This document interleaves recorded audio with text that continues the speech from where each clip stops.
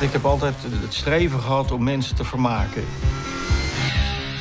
Ik maak films voor een publiek, ik maak ze niet voor... Well, I had the feeling that in the Netherlands, at least in the film community, his work is a little bit underappreciated by the film elite.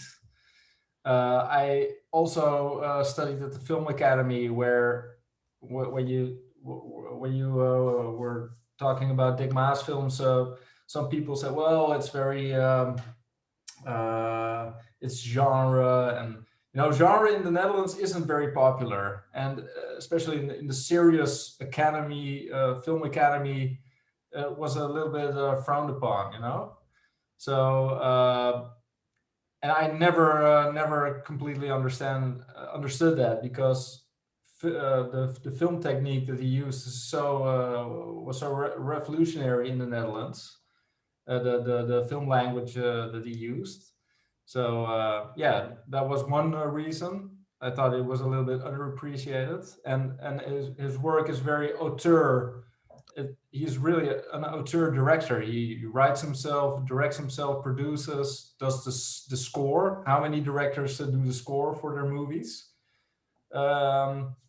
So I thought it was very interesting to do an in-depth view on his career. Also because his career had some very high ups, but also some downs in his career. And he had a very interesting part of his career was the First Floor Features studio that he built with his partner Lawrence Gills, and that ended pretty badly. And I know from people in the film industry, not a lot of people knew that story. So I thought that's also an interesting story to incorporate into the story of Dick MAAS, the maverick filmmaker in the Netherlands. Mm-hmm. And also, I when I was really young, I lived close by to the studio. When I was, I think, 10 or 11, I read somewhere that the studio was close to in my city, Almere. And I went there on my bike, and there was this tall fence. It was like a studio backlot built just like the Hollywood studios have a pretty big backlot. So I climbed the fence and could walk through the sets, and so that was really for me also as a young film fan, of course, super cool to see that. Mm. And made me even more wanting to become a filmmaker and go to the Film Academy. So yeah. Ik maak films voor een publiek, ik maak ze niet voor mezelf. Fuck de boodschap. Boodschappen doe je bij Albert Heijn. Yeah, a lot of fun. I remember because I work especially as an editor. So I remember my producer Jan Boens saying to me, "Well, we should get a professional interviewer, and you might not want to do that yourself." And I thought, no, I really want to do it myself, because I'm really curious about the stories, and I did so much research over the years, as also someone who appreciates his movies so much. So I thought, I can do that myself. So, and it was really, I have to say, I did some interview work for television programs and stuff. So I was pretty confident enough to do that. And Dick MAAS, I didn't know him personally, but we we drank a beer or something after a festival. So I spoke to him. I knew him a little bit, but not really good. De boodschap. Boodschappen doe je bij Albert Heijn.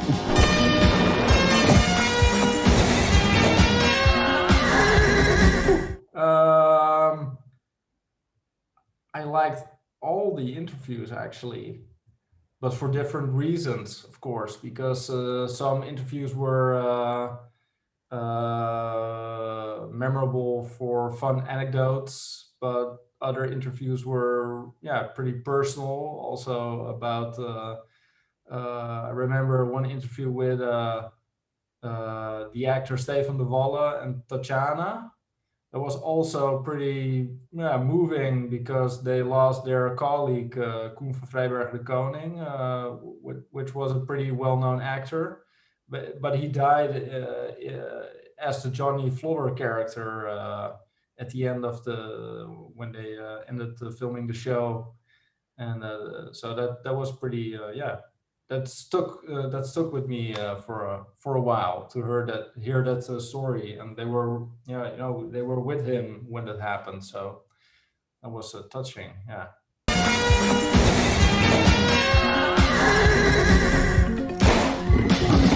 Nederland heeft een hele ordinaire smaak en Dick Maas heeft daar een goed gevoel voor. Yeah, well, at the Film Academy, I studied both. So I did directing and editing, and I sometimes work as a director, but it's mostly editing. Well, it felt like a relief to leave because you're always indoor behind the computer, and I wanted to have a break from that. So it was very nice actually to get out of the editing room. But I did have, because I'm also the editor, I did have quite a good idea what I wanted from each interview. So that also made it easier, I think. Nederland heeft een hele ordinaire smaak en Dick Maas heeft daar een goed gevoel voor. Gewoon lekker commercieel zijn en daar je niet voor schamen. Een van onze grote regisseurs. Dick pakt genres die in Nederland... Yeah, I do mostly fiction work. That's correct. I did a few documentaries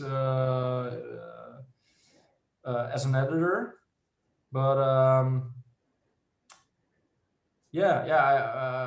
it's a very different genre. But in the end, it's still storytelling. You have to tell a story, and it's about the flow, and what do you want to say with it? So.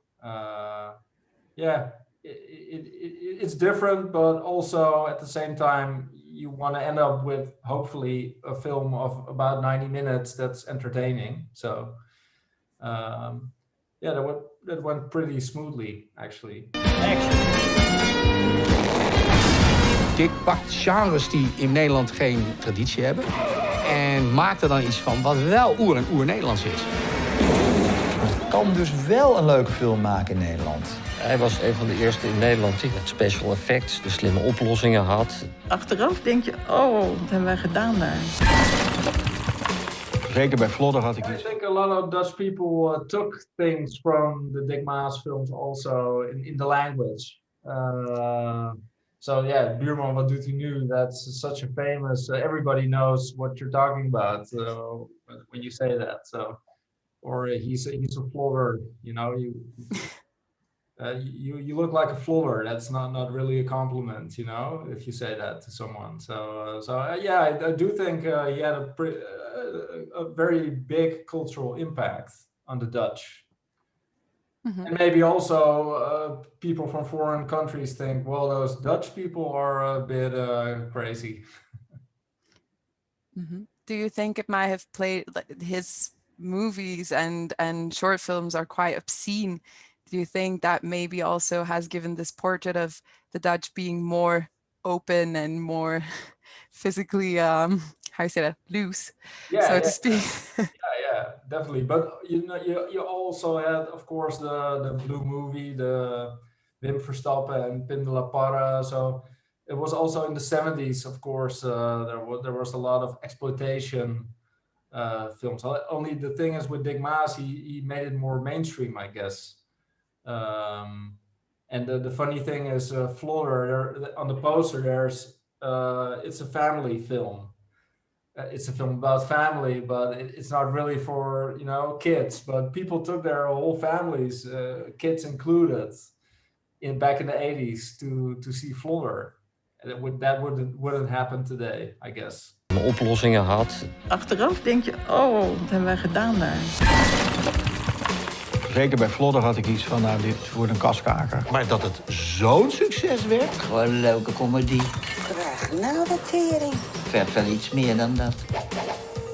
Probably, because I know, for an example, he's on social media at least, he's very critical on the whole corona thing, how we deal with the coronavirus. So he maybe will put that in political incorrect comedy. I'm not sure, but yeah, it's interesting in this very PC culture now, and where they the how do you call it, the cancel culture that's going on pretty big now, and I myself am pretty critical of that whole cancel culture movement.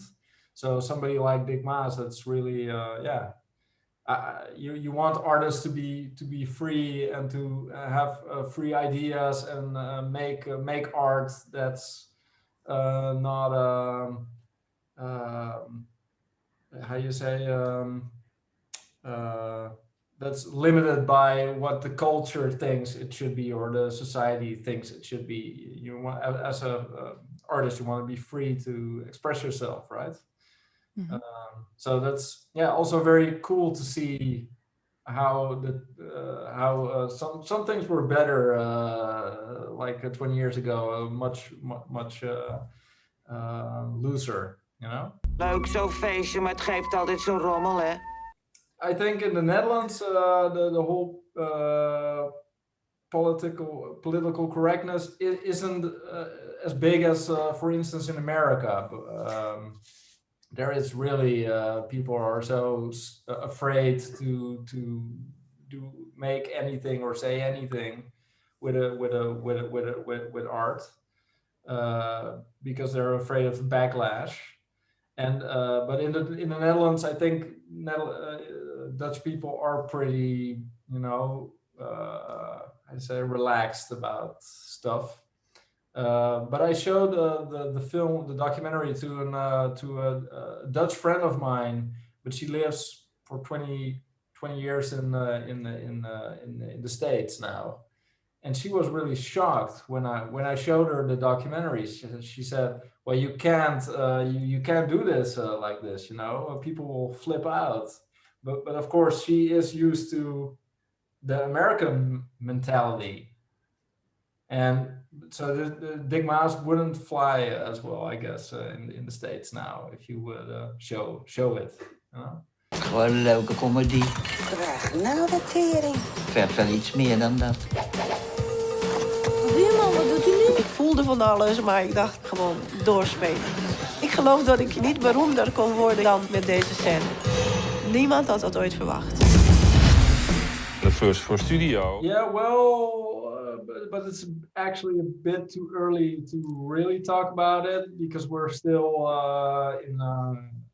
in contact about it. But I would like to do a film on Paul Verhoeven, also a very interesting author and director who is also not afraid to shock people and not really political correct, right? But yeah, we're in talks with him actually about maybe doing a documentary. So that would be really cool, yeah. And for now, I'm doing more fiction editing work. So, but working on that on the side a bit, yeah. And would you say that it's more difficult to get these things into works with the current pandemic? Are you running into any difficulties or? Oh yeah, well, yeah, of course, because people are pretty, you know, shooting is difficult, of course, still. So yeah, I think we'll have to have some. We'll have to wait a little bit to find the appropriate timing to do that. Yes. Of course. So of course, yeah, the film industry is hit for sure in the Netherlands also, but yeah. we'll see how it pans out this year. Over de broodjes smeren, bij wijze van spreken. Iets harder. Als we het gevoel hadden van, kan dit wel? Dan wisten we dat we goed zaten. Je zit gewoon te genieten als het wordt zoals hij het bedacht had.